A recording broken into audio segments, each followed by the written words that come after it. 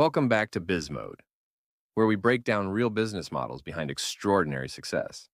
Today's spotlight, Airbnb. You know them as the platform where you can book a treehouse, castle, or cozy flat.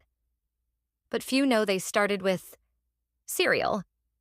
In this episode, we'll unpack how a bold marketing stunt turned into a billion-dollar hospitality revolution, and what we can all learn from their journey of creativity, trust, and scaling the unscalable. Here's something wild. A company that started by selling $40 boxes of cereal ended up revolutionizing how billions of people travel. The Airbnb story completely challenges everything we thought we knew about building trust between strangers. That's such an unexpected beginning. How does a company go from hawking breakfast cereal to becoming a $100 billion hospitality giant? Well, it all started when they were completely broke and desperate for funding. They created these political-themed cereals called Obama O's and Captain McCain's during the 2008 election. The crazy part? They actually sold out at $40 per box and caught the attention of Y Combinator's Paul Graham. Hmm. So that creative thinking really showed their entrepreneurial spirit. But surely the bigger challenge was getting people to trust strangers in their homes? Oh, exactly. And that's where their trust by design system came in. They built this comprehensive verification process with two-way reviews. But what's really fascinating is how they backed it up with serious money. $1 million host guarantee for property damage and another million in liability insurance. You know what strikes me as brilliant? How they combined that practical safety net with this emotional concept of belonging. Right. Their Bello logo and Belong Anywhere tagline weren't just marketing. They tapped into this deep human desire for authentic experiences. But here's what's really interesting.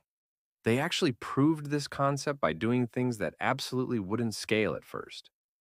What do you mean by things that wouldn't scale? So get this, they literally flew to New York to meet their early hosts in person.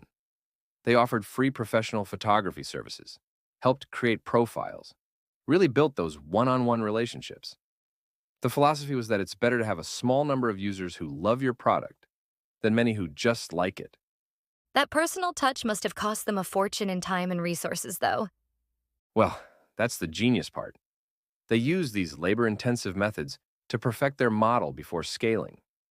And when they did scale, they had this incredible network effect, where more hosts attracted more guests, which attracted more hosts, creating this unstoppable growth cycle. Speaking of their model, they really disrupted the economics of travel, didn't they? Completely.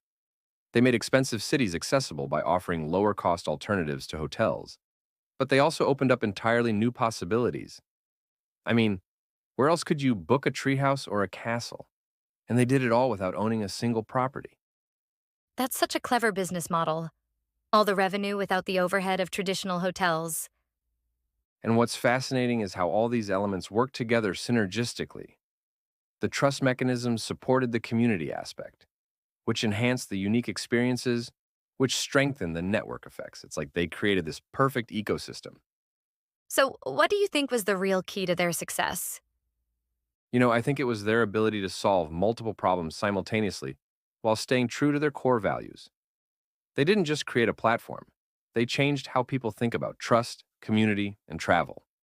And they showed that sometimes the craziest ideas, like selling cereal, can lead to transformative innovation. That's really what makes their story so powerful. They weren't afraid to try unconventional approaches.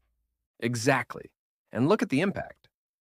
They've created this global community where millions of people now think nothing of staying in a stranger's home. It's not just a business success story, it's a case study in how to change human behavior on a massive scale. And to think it all started with some breakfast cereal? Well, it just goes to show that innovation isn't always about technology.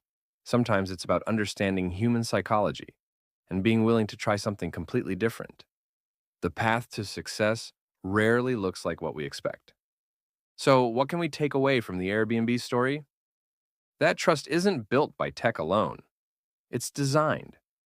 That community can be scaled, and that even the craziest ideas, like selling cereal, can be the seed of global innovation.